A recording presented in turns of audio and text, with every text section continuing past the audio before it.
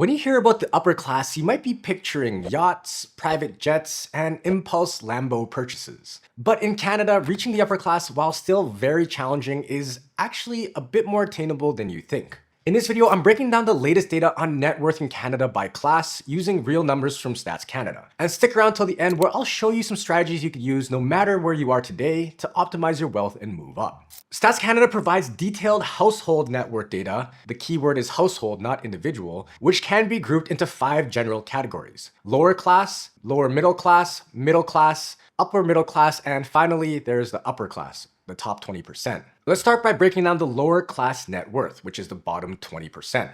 This group has a median net worth of $12,800 as of 2023. And in Q2 of 2024, their average net worth was negative $2,112, meaning debt outweighed their assets. So here's how their net worth has grown over time. In 2012, they started at $1,400, and in 2016, it went up to about $3,000 and remained pretty unchanged until 2023, where it jumped up to $12,800, which is nearly 4 times increase since 2012. Now, this 4x increase in median net worth since 2012 is a positive trend, but most of the growth happened right after 2019. Higher wages, pandemic savings, and rising asset values likely played a role. Your financial reality in the bottom 20%. If you're in this bracket, you might be a young professional with student debt, or a recent immigrant adjusting to Canada's job market, or say a low-income earner struggling to cover essentials. And you could also be someone facing financial hardship from job loss or unexpected expenses and emergencies. What's the main thing that is holding you back? Well, it's likely high debt. The average liabilities are $88,914, including over $44,000 in mortgage debt and another $44,000 in other liabilities such as credit cards, loans, or lines of credit. Then there's also limited home ownership. Real estate assets average just under $50,000, leaving very little to no home equity. There's also minimal investments at this level. Financial assets, things like pensions, life insurance, and savings total just about $21,000, not enough to build long-term wealth. And it's very likely you'll be living paycheck to paycheck. Many rely on credit to manage shortfalls, leading to job insecurity and financial stress. So that's the lower class, but before going on to the lower middle class, let's first talk about why net worth is more important than income. A lot of people focus on income as a key financial indicator of success, but net worth is what truly determines financial freedom. Net worth is simply the total value of what you own, assets like cash, investments, and property, minus what you owe. Debts like mortgages, loans, and credit cards. Someone earning $250,000 a year but spending it all is worse off in the long run than someone making $80,000 who invested very wisely. Imagine setting off on a road trip with no GPS or map. You might be moving, but are you heading in the right direction? Tracking your net worth works the same way. It helps you see where you are financially and what adjustments you need to reach your goals. Understanding where you stand financially helps you make smarter decisions and track long-term growth. If you haven't calculated your net worth yet, start today with my free net worth tracker. It's a simple tool to assess your financial position and create a strategy for building wealth. You can grab it for free on my website. The link is in the description. Now let's talk about the lower middle class net worth, or the 20 to 40% quintile. This segment has a median household net worth of $174,300 and an average net worth of $167,455. Note that this is household, so if you're a single person, you might want to deduct, say, 50% or maybe 40% to get a rough estimate of what median net worth is for a single person. So what's the net worth growth for this group? Well, over time, in 2012, they had a net worth of $72,100, and it gradually grew until it exploded in 2023 to $174,300, which is over a 2 times growth since 2012. So who falls into this bracket and their financial reality? Well, this group includes tradespeople, administrative workers, and early career professionals, as well as families managing debt from mortgages, car loans, and daily expenses. Many are cautious investors contributing to TFSAs, RSPs,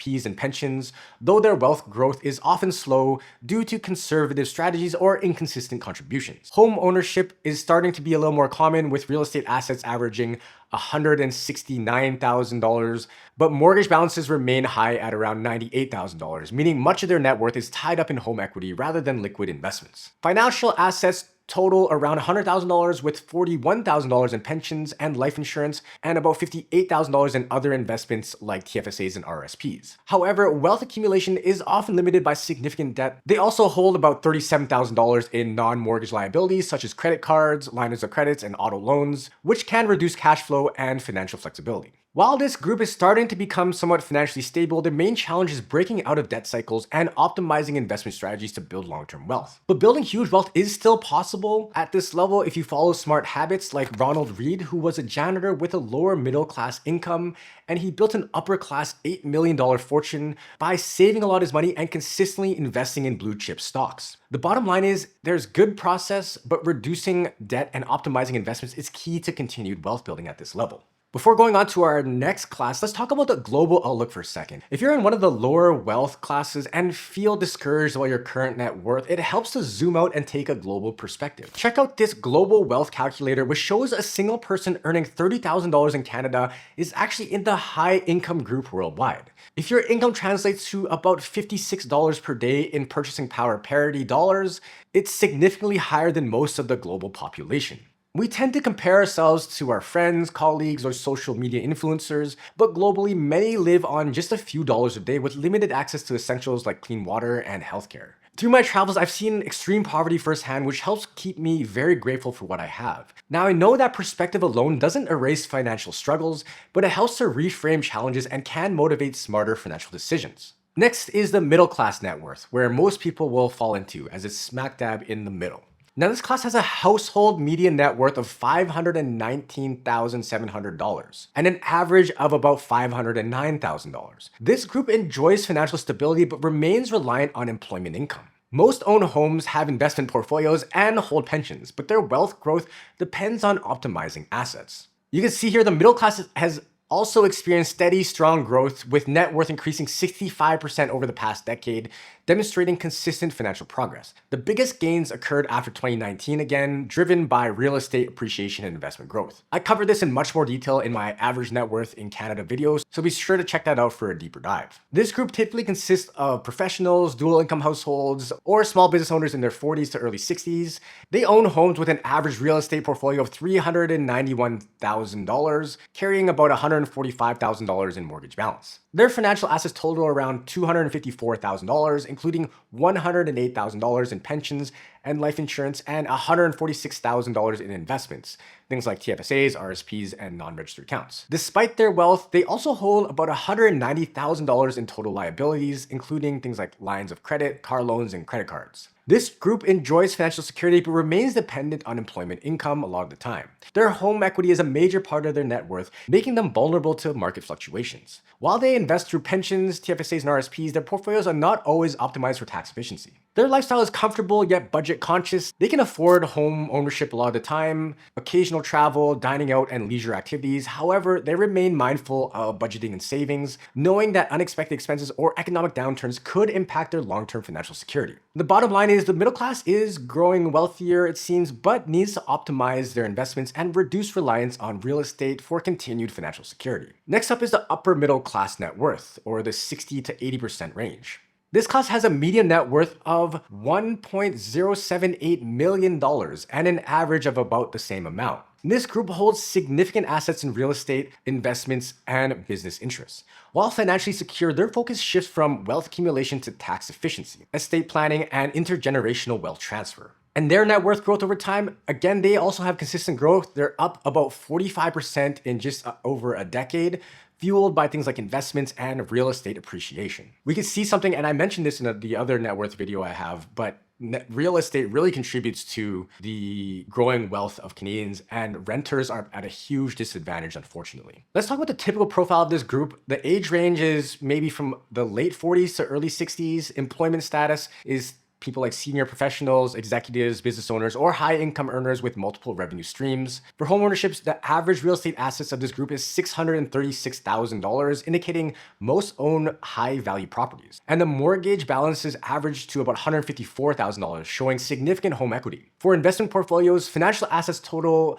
about $591,000, which includes $268,000 in pension and life insurance, and about $322,000 in other investments like stocks, ETFs, non-registered accounts, private equity, things like that. They also have a debt load. The total liability stands at about $202,000, with $47,000 in other liabilities such as business loans, lines of credit, and tax-efficient debt. The characteristics of this group is they have significant assets, often beyond primary home ownership. This group often owns rental properties, businesses, or equity stakes in companies, leading to multiple income streams. It's also diversified investments. With $591,000 in financial assets, many in this bracket have exposure to stocks, bonds, private investments, and real estate, shifting from growth to wealth preservation. They are moving beyond asset accumulation and focusing on tax-efficient investment strategies, estate planning, and intergenerational wealth transfer. The bottom line for the middle upper class is it's a very strong financial position, but optimizing tax strategies and diversifying investments further will ensure sustained wealth growth. Now let's talk about the upper class net worth of the top 20%, which has a median net worth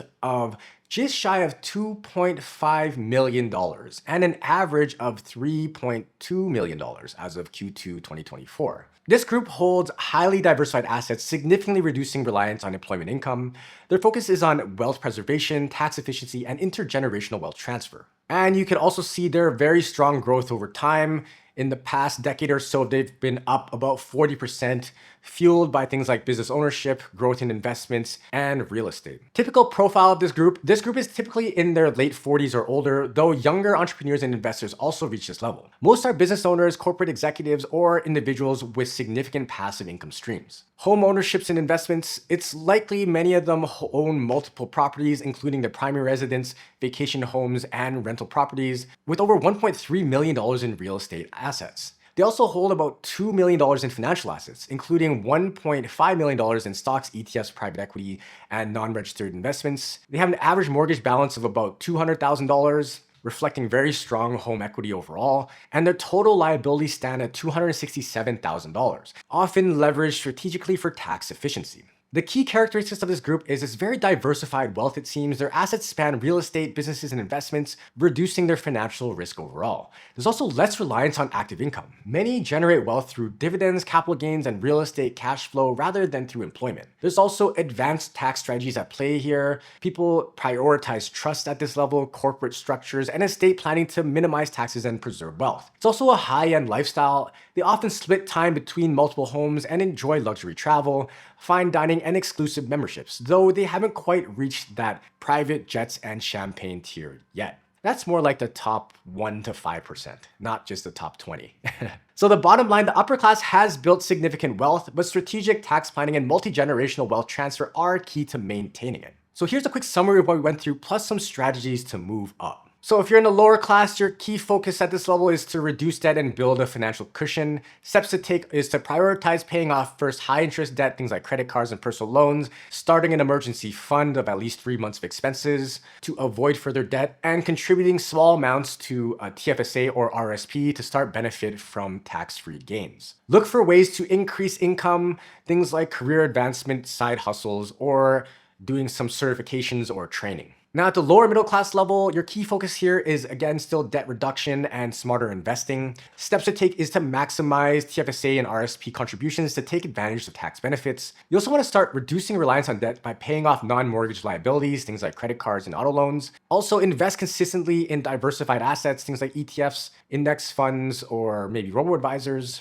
Also consider making money in other ways, things like side businesses or upskilling for a better job. For the middle class, your key focus here is wealth optimization and diversification. The steps you'll want to take is to shift from wealth accumulation to tax-efficient investing, things like strategic RSP withdrawals and CPP deferrals in retirement. You also want to diversify beyond real estate. Invest more in things like stocks, ETFs, and alternative assets to avoid overexposure to the housing market. Implement long-term tax planning strategies like CPP and OAS optimization to reduce clawbacks. For the upper middle class, your key focus here is on tax efficiency and long-term financial security. Steps to take is to start looking at optimizing estate planning using things like perhaps trusts or life insurance and structured withdrawals to minimize taxes. Consider advanced investing in things like private equity, real estate syndications, or international diversification. You can also use spousal RSPs, pension splitting, and tax deferral strategies to lower taxable income. Now for the upper class, your key focus will be on wealth preservation and intergenerational planning. The steps to take is to utilize trusts and things like IPPs or individual pension plans and private foundations for tax-efficient wealth transfer. You'll also want to look at things like leveraging corporate tax deferral strategies and structured gifting to protect assets. You also want to work with specialized wealth advisors to implement tax loss harvesting and global investment diversification.